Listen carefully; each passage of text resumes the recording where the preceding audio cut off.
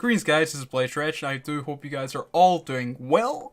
What we got to today was a bit of scanning, the morning, getting up just after downtime, get my coffee on the go, see what's out and about. I found this 1 out of 10, and I decided to do it, there's no problem tanking this little server fit.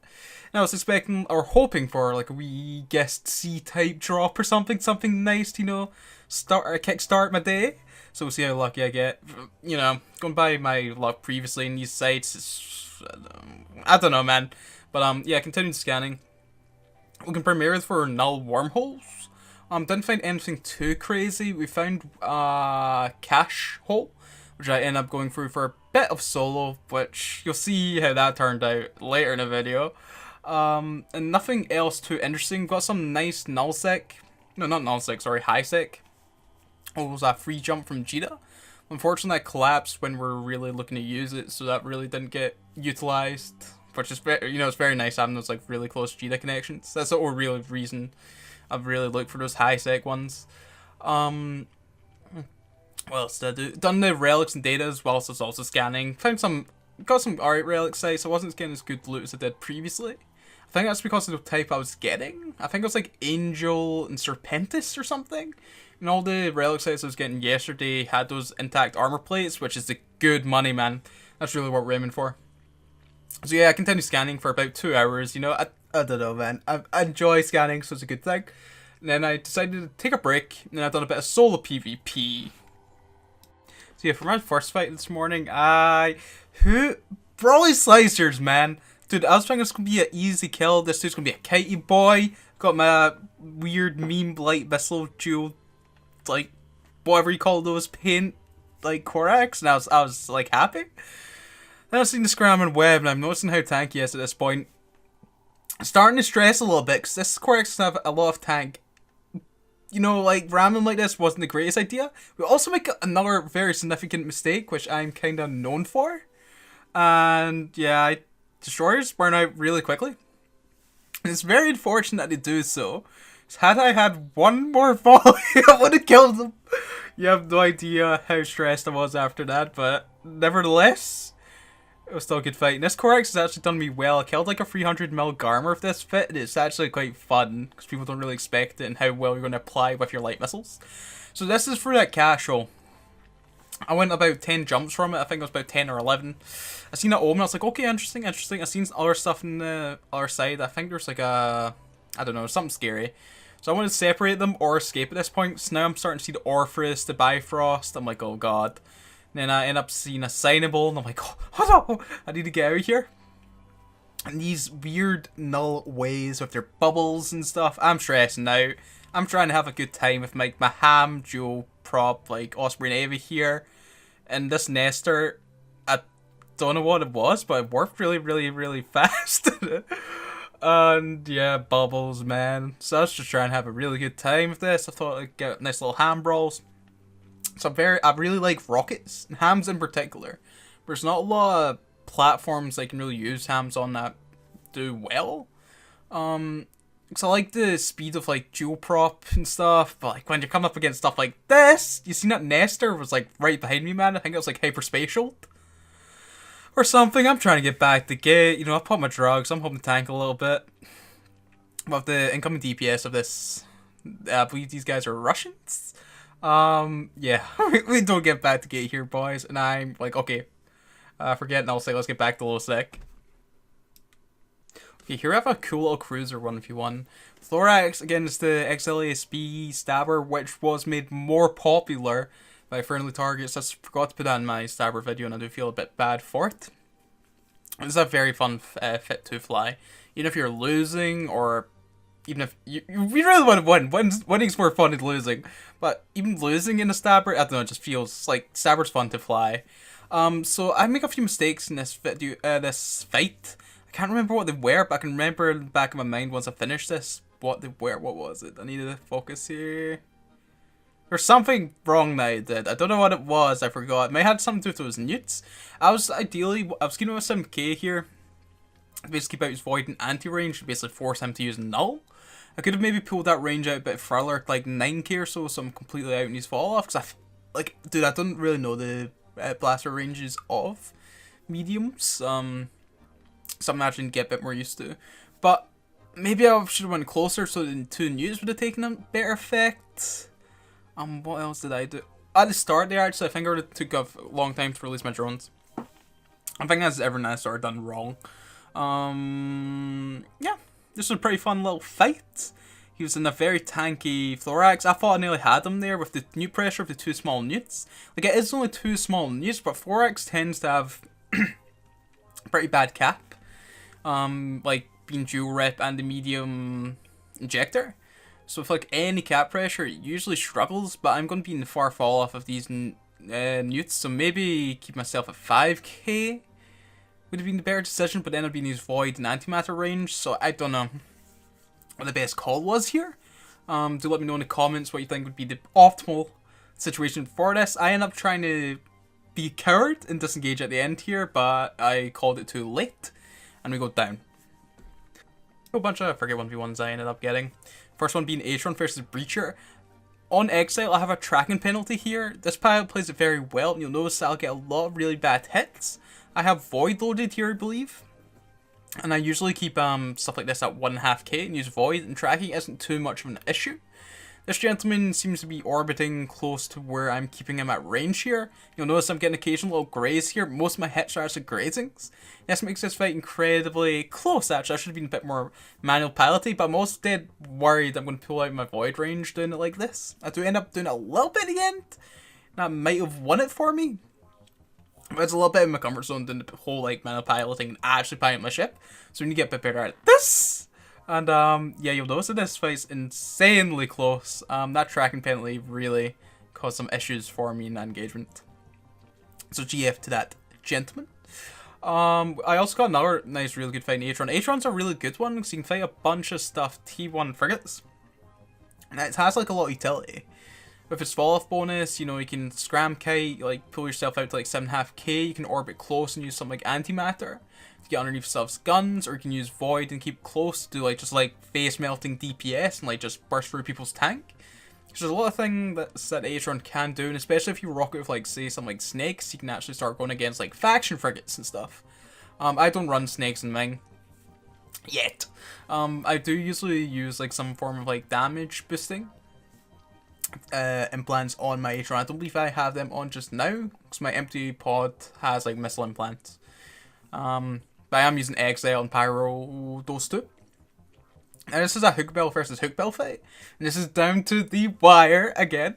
This is the dual rep one. This is like the medium ANSI, small ANSI Hookbell that I'm fighting. And this is my shield buffer small ANSI one, which I prefer. We might be, yeah, I don't know. Yeah, it's a very close fight. I still enjoy this little Hookbell. I don't know. There's something about having a nice little buffer at the start. Just get yourself like situated in the fight. And then having a small ANSI to tank me. I don't know, I like my little Hookbell fit. But yes, you'll notice that's incredibly close. He's got a lot into my hull. It's looking pretty damn close, but he takes it. So GF, my man. Okay guys, that's all the solo fights I had for you. But what actually ended up happening later in the evening, we had an arranged battleship brawl with Knights of the Opposing Meat and Panic Attack, which is super cool, man. On our side FCing, we had Baltrom and Phantomite Secondary FC, who both done a wonderful job in this fight. I was in Armageddon, I believe. I always get confused with the Amar battleships just because there's 3 that start with A, and I don't know. They're all very, very similar. This ship is fun to fly, but it's very cap intensive, so throughout this fight, I'm just struggling. You know, trying to keep my cap up, trying to keep in peak regen, using my cap boosters, because I have a finite amount. What actually ends up happening is someone with a hauler comes into the fax, and we basically skip them out of the fax. And just replenish some cap charges, which is super nice. But yeah, it's basically like Armor battleships or some armor battleships. Dude did bring an armor Scorpion, which was very interesting and definitely smart in their part, right? Definitely a force multiplier to perhaps swing a bit more in their favor. I believe we had more numbers than them. They were struggling to form numbers. So thank you very much for still taking the fight, but I believe it's still quite even. I believe Baltram also said to our boys to, you know, don't bring battleships, bring in something smaller. I believe it was like legions or something, so less DPS. But yeah, this fight goes on for quite some time. I did split it in half, just because this video would be very long if I kept the whole fight in. You do see the second part of this fight fully, which I find more interesting. Not to say that this fight wasn't interesting, and again, thank you so much for Nice Opposing Me and Panic Attack for this fight. But yeah, just also want to give a shout out to the FC Baltron. He does stream on Twitch. He was actually streaming this engagement, and you can see his point of view if you follow him. I'll leave his link in the description. Really good dude. He does a lot of solo, small gang, and fleet stuff, so he's got it all covered.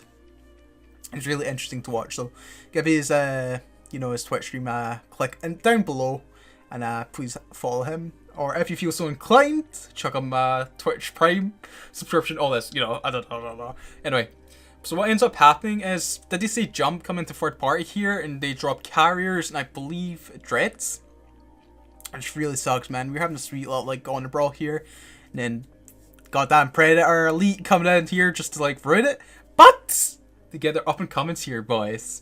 We have some friendlies on that end up showing up. I'm not sure if it's Knights of the Opposing Me and Panic Attack that drop capitals. But there's some who drops capitals who's helping us. We come in with Nightmares to assist. And yeah, we get some cap kills certainly ensue, which is very nice, man. Nightmares are always a delight to fly just because their AB bonus are super hard to lock down. They project out incredibly far. So what I believe we end up doing is like getting rid of some of the DPS drones and like the kind of scary drones like the sirens, and I believe it's Dromies, the ones that whip, because those are very bad for us. And whilst helping to kill the dreads and sorry, whore. But another entity that ends up showing up is, I believe it's Pandemic Horde and Mutants, which is like helps us incredibly just to get rid of all this capitals, right? So we do end up getting a bunch of capital kills here, which is very nice for the kill board, and this is so satisfying just to get our revenge here, like did they say Jump, hoping to just like totally intervene in their little battleship brawl, and yeah, they kind of suffer for this. So I'm gonna pipe out a little bit and let you enjoy the rest of this fight. I'll chime back in near the end of the video.